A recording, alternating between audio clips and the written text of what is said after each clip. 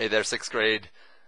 Today we're talking about addition and subtraction equations, so get your homework sheet ready. Make sure you have this title as well as your name at the top left and the date at the top right, please.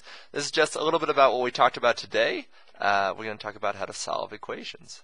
And if you'll remember from today, a lot of you had some hilarious, very, very funny pictures of scales, but the reason I had you drawing those scale pictures was not just so that you can make fun of me and try and guess my weight, but instead it was to help us get ready to model equations. So the way I like to think of equations as balanced scales. So we have different values which are balanced together. And to find out what a variable is, or to solve the equation, we need to keep these balanced but isolate that variable.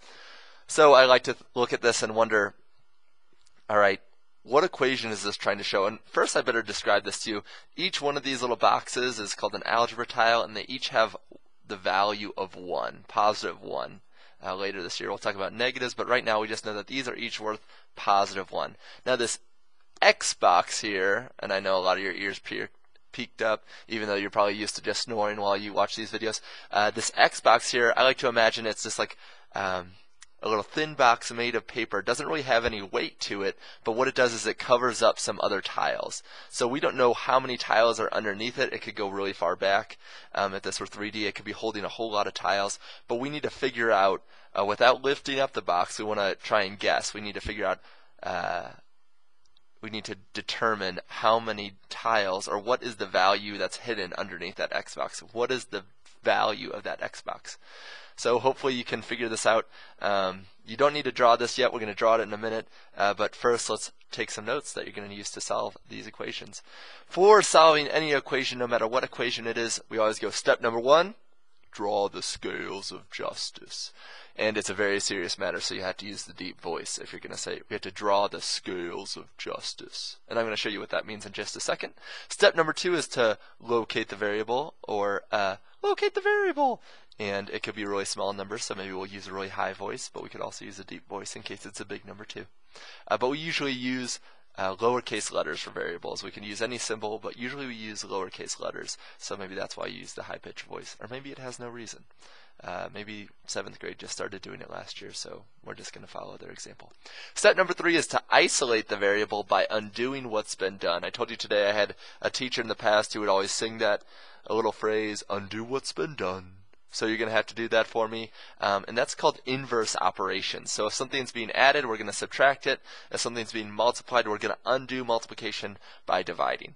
The last little note is a little definition for you to remember, and I'm sure you've seen this before. We talked about it today, is that a variable is a symbol which stands for an unknown number or an unknown value. So that's why we talk about the X box, but it could be any other variable that we don't know its specific value.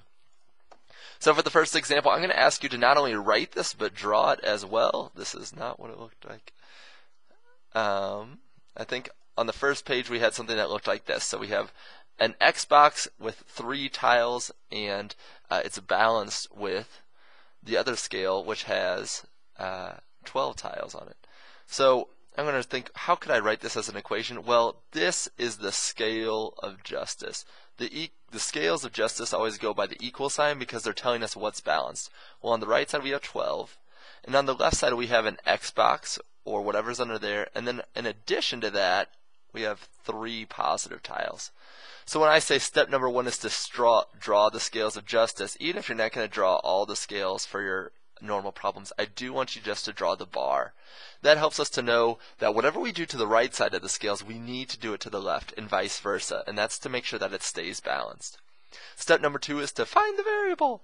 So our variable in this case is the unknown, which is X. And so once we've located the variable, we know it's right here. We have to ask ourselves, what's been done to X? Well, 3 has been added to X. It's on the same side as the variable. I can see that it's been done. So 3 has been added. How do you undo what's been done? We could subtract 3. That's called the inverse operation of addition, is subtraction. They cancel each other out. If I tell you to take your age, and then to add 3, and then subtract 3, you're just going to get your age again. They undo each other. They cancel out, so we can cross them out. The answer we're going to have is X is equal to, and you'll see that this was an equal operation. That's why it stays balanced, is because subtracting 3 on both sides keeps things the same. x is equal to 12 minus 3 is 9. Now why do I draw the scales? It's to show you that it kind of makes sense that we're going to do the inverse operation. What's with x? Well, 3 has been added. So, well, I want to find out what just x is, so I need to subtract 3. Now, if you know about scales, you know that this would get all wonky and it would not be balanced anymore unless I subtract 3 from both sides. And then we think, well, if it was balanced to start and I subtracted 3 from both sides, well, it should still be balanced, and it is. So x is equal to 9. So please make sure you have all of this picture and also all the notes. Great, and I finally figured out how to do that. But now I've lost myself. Ah, here we go.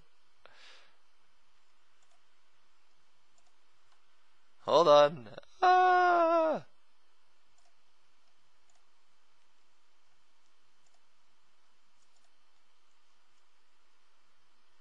Alright, here it is. I'm so sorry that took so long. That was awful.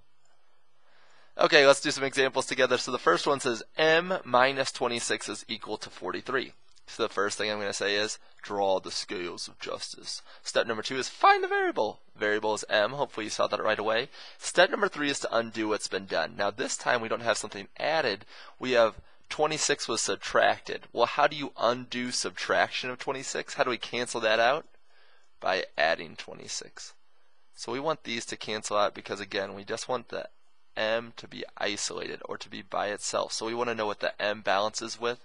We want to know what m is equal to. Adding 26 is equal to both sides, so they stay equal. 6 plus 3 is 9, 4 plus 2 is 6, m is equal to 69. So we found out the value that would make this true for m. Let's look at number 3. We have g plus 16 and 35/100 is equal to 52 and 9/10. Same process. Now we have decimals, but same process. Draw the scales of justice. Step number 2 is to find the variable. It's g. Now we need to, again, undo what's been done. What's been done to g? 16 and 35/100 has been added. I can undo addition by subtracting. That's the inverse operation. So I can undo that by subtracting. But whatever I subtract from one side, I need to subtract from the other. Now here's a mistake that a lot of 6th graders continue to make throughout the country. They know that these cancel, but we're going to say, oh, 5 from 0, that's 5. Wrong. You need to borrow before you take 5 from 10. So we need to borrow. We can't take 5 from 0, so we can borrow, trade in 1/10 and get 10/100ths. So 5 from 10, now that equals 5. That makes sense now that we've borrowed or regrouped. 3 from 8, that's easy enough, that's 5. 6 from 2, again we don't have enough, so we need to regroup. 6 from 12 is 6. 1 from 4 is 3. Finally, make sure you have your decimal. And notice that I lined up place values. We need to keep doing that when we answer these types of questions. So g is equal to 36 and 55/100. Again, that's the value of g that would make this statement, this equation, true. So this is a quick step-by-step on how to solve equations. Hopefully you got it down pat. It's pretty easy. Enjoy saying those names of the 3 steps to yourself, and I'll see you tomorrow. After you, I better leave you with some work to do, huh? You got excited. Number 1, 6 and 12/100 plus m equals 41 and 9/10. Number 2, t minus 87 equals 194. Get to work, do your best. I'll see you later.